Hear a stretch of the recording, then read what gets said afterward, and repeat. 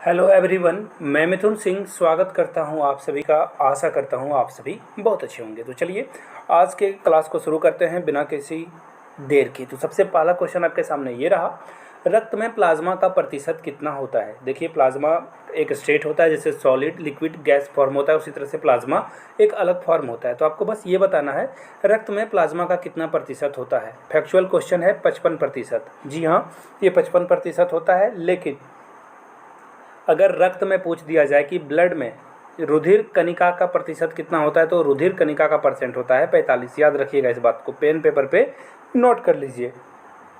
अगर पूछा जाए रक्त में जो जल का प्रतिशत है वो कितना होगा, तो देखिए जल का प्रतिशत 99 होता है, सॉरी 90 होता है। तो ये सारे क्वेश्चंस को आप एक्स्ट्रा में कर लीजिएगा। अगले क्वेश्चन की ओर हम लोग बढ़ते हैं।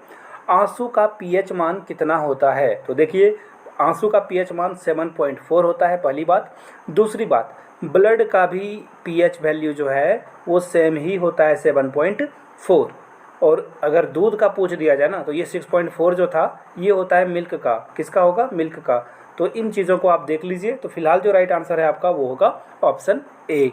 बढ़ेंगे अगले क्वेश्चन यानी कि क्वेश्चन नंबर 3 की ओर। सबसे प्रबल बल कौन सा होता है। तो देखिए मैं आपको ये देखिए ना, आजकल क्वेश्चन इतना इजी आता नहीं है, आपको भी पता है कि सिर्फ फैक्चुअल क्वेश्चन दे दिया जाए। अब क्वेश्चन को ट्विस्ट करके घुमा कर पूछा जाता है। तो देखिए सबसे जो पावरफुल बल है ना, मैं उसको नंबर के हिसाब से बता देता हूँ। सब नाभिकीय बल जो है सबसे ज़्यादा पावरफुल है।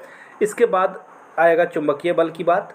चुंबकीय बल इसके बाद जो है ताकतवर है। उसके बाद वंडर बल, और सबसे लास्ट में गुरुत्वाकर्षण बल, ग्रेविटेशनल, समझ रहे हो, ग्रेविटी। तो सबसे लास्ट में डी आएगा। सबसे कमज़ोर कौन होगा? गुरुत्वाकर्षण। और सबसे मजबूत यानी कि प्रबल बल कौन होगा? नाभिकीय बल। तो राइट आंसर आपका होगा ऑप्शन नंबर ए। बढ़ेंगे क्वेश्चन नंबर 4 की ओर, जो कि आपके सामने ये रहा। बिल्कुल फैक्चुअल क्वेश्चन है। सबसे लंबी अक्षांश रेखा कौन सी है। तो 0 डिग्री अक्षांश रेखा सबसे लंबी है। तो आंसर आपका क्या होगा? ए। बढ़ेंगे अगले क्वेश्चन यानी कि क्वेश्चन नंबर 5 की ओर। बताया गया है कि कौन सा सुमेलित नहीं है। देखिए इस पे ध्यान दीजिएगा, क्वेश्चन ना आजकल नहीं में ज़्यादा पूछा जा रहा है। तो 3 ऑप्शन तो सही है, चौथा ऑप्शन रॉन्ग है। वो कौन सा है? तो देखिए एक्स किरण की खोज जो है रॉन्टजन ने की है, बिल्कुल सही है। लघु किरण की खोज हर्सले ने की है, बिल्कुल सही है। पराबैंगनी किरण की खोज रिचर ने की है, बिल्कुल सही है। लेकिन ये जो गामा किरण है ना, ये इसका राइट आंसर नहीं होगा। राइट आंसर आप इसका यहाँ से नाम देख लीजिए। मैं इंग्लिश में इसका नाम पॉल है। यहाँ से मैं पूरा नाम आपको दिखा देता हूँ, ये नाम आप प्लीज़ नोट कर लीजिएगा। अगले क्वेश्चन यानी कि क्वेश्चन नंबर 6 की ओर बढ़ते हैं। निम्नलिखित में से कौन सा पुरस्कार यूनेस्को के द्वारा दिया जाता है। देखिए 3 नहीं दिया जाता है, 1 दिया जाता है। तो फिलहाल जो इसका राइट आंसर होगा वो देख लीजिए। कलिंग पुरस्कार जो है यूनेस्को के द्वारा दिया जाता है, याद रखिएगा। और रमन मैग्सेसे पुरस्कार के बारे में छोटी सी इन्फॉर्मेशन दे दूं, ये फिलीपींस गवर्नमेंट के द्वारा दी जाती है। और फिलीपींस गवर्नमेंट रमन मैग्सेसे पुरस्कार तो देती ही है, पहली बात। दूसरी बात, रमन मैग्सेसे पुरस्कार वहाँ के जो फिलीपींस के प्रेसिडेंट है ना, रमन मैग्सेसे, उनके नाम पे दिया जाता है। और इसे एशिया का नोबेल प्राइज़ भी कहा जाता है। बढ़ेंगे क्वेश्चन नंबर 7 की ओर। गेंडा परियोजना का आरंभ कब हुआ था। फैक्चुअल क्वेश्चन है और इसका जो राइट आंसर होगा वो होगा 1987 यानी कि डी इसका राइट आंसर हो जाएगा। अगले क्वेश्चन की ओर हम लोग बढ़ते हैं। क्वेश्चन नंबर 8, ग्रीन मफलर का संबंध किससे है। बहुत आसान क्वेश्चन है। ग्रीन मफलर को बोला जाता है, ध्वनि प्रदूषण को ग्रीन मफलर कहा जाता है, याद रखिएगा इस बात को। Very important question. इसका राइट आंसर क्या हो जाएगा? Option C. बढ़ेंगे क्वेश्चन नंबर 9 की ओर। ईस्ट में कौन सा विटामिन पाया जाता है। तो देखिए ईस्ट में जो है ना विटामिन सी पाया जाता है। क्या पाया जाता है? Vitamin C. तो राइट आंसर आपका क्या हो जाएगा? ऑप्शन 29 का जो आंसर है, सॉरी ये विटामिन बी होगा। ईस्ट जो है विटामिन बी में पाया जाता है। और जो खट्टे फल है ना, जितने भी फल खाते हो आप, जो आपको थोड़े से खट्टे दिखते हैं, वो है विटामिन सी, उसमें मिलेगा आपको। जैसे अगर आप संतरा खाते हो, ऑरेंज खाते हो, तो उसमें आपको विटामिन सी मिलेगा। और विटामिन सी हमारे हड्डियों के लिए अच्छा होता है। पढ़ेंगे क्वेश्चन नंबर 10 की ओर। सिंपल है, फिर से आपको बताना है कि कौन सा सही नहीं है। बोकारो झारखंड में आता है, बिल्कुल सही है। भिलाई छत्तीसगढ़ में आता है, बिल्कुल। राउरकेला उड़ीसा का पार्ट है, उड़ीसा का एक शहर है, जिला है, तो बिल्कुल सही है। लेकिन दुर्गापुर असम का पार्ट नहीं है। दुर्गापुर आपको मिलेगा पश्चिम बंगाल में, वेस्ट बंगाल में। तो ये क्या है? इनकरेक्ट है। लेकिन यहाँ पे इनकरेक्ट ही पूछा गया था, तो हमारा आंसर क्या हो जाएगा? ऑप्शन डी आपका करेक्ट आंसर हो जाएगा। बढ़ते हैं क्वेश्चन नंबर 11 की ओर। अजनबी गैस किसे कहा जाता है। वेरी इंपॉर्टेंट फैक्चुअल क्वेश्चन है। जीनोन, कुछ नहीं याद रखना है, जीरो नहीं याद रखना है। और जो ये आपको दिखेगा ना आर्गन, ये क्या है, ये निष्क्रिय गैस है। आर्गन Ar होता है और इसका जो एटॉमिक नंबर है वो होगा 18। बढ़ेंगे क्वेश्चन नंबर 12 की ओर।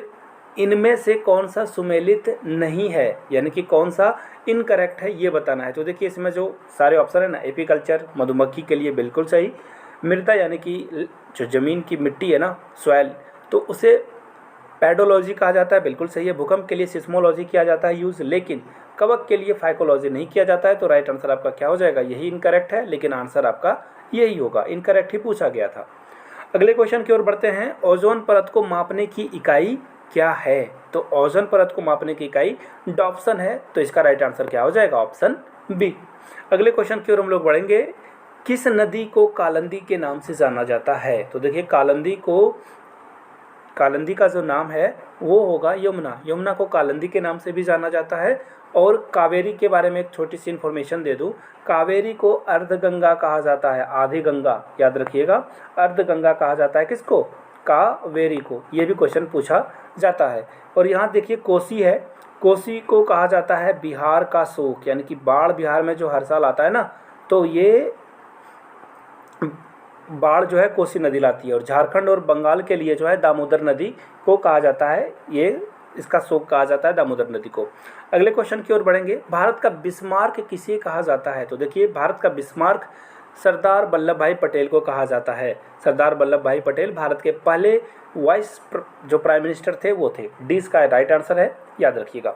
अगले क्वेश्चन की ओर हम लोग बढ़ते हैं। क्वेश्चन नंबर 16, जड़ों का विकास किसमें संबंधित है? तो देखिए जो मूलांकुर होता है ना, उसमें जब बीज देखना आप, नीचे नीचे जड़ वगैरह बनती है और यहाँ से पेड़ निकलता है, तो मूलांकुर में सबसे ज़्यादा जड़ों का विकास होता है।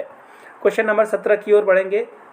एथलीट फुट बीमारी किससे फैलता है? तो इसका जो राइट आंसर होगा दोस्तों वो हो जाएगा ऑप्शन नंबर कवक। कहाँ, ये रहा सी नंबर, तो इसका राइट आंसर क्या हो जाएगा, कवक। बढ़ेंगे अगले क्वेश्चन, यानी कि कौन सी नदी भारत और नेपाल के बीच में डिस्प्यूट है, विवाद है दोनों के बीच में? तो भारत और नेपाल के बीच में जो नदी के ऊपर दोनों दावा करते हैं वो है काली नदी। काली नदी पर दोनों देशों का विवाद है। बढ़ेंगे क्वेश्चन नंबर 19 की ओर। पौधों की पत्तियों में स्टार्च का पता लगाने के लिए किसका इस्तेमाल किया जाता है? तो देखिए आयोडीन से पता कर लिया जाता है कि स्टार्च कितना इसमें है, बी करेक्ट हो जाएगा। बढ़ेंगे क्वेश्चन नंबर 20 की ओर। दक्षिणी ध्रुव की खोज किसने की थी? तो देखिए ये हो जाएगा एमंडसन, याद रखिएगा, ऑप्शन बी करेक्ट है। लेकिन रॉबर्ट पियरी की बात की जाए तो ये उत्तरी ध्रुव की खोज इन्होंने करी थी, याद रखिएगा। एक क्वेश्चन में 2 क्वेश्चन आप लोगों को मिल गया। बढ़ेंगे क्वेश्चन अगले, और एक्चुअली अगला क्वेश्चन है नहीं, तो इतना ही क्वेश्चन था। आगे भी वीडियोस आती रहेगी चैनल पे। नए हो तो चैनल को सब्सक्राइब कर लेना है, घंटी का बटन नहीं दबाया तो दबा दीजिए। Thank you so much for watching this video. Have a good day.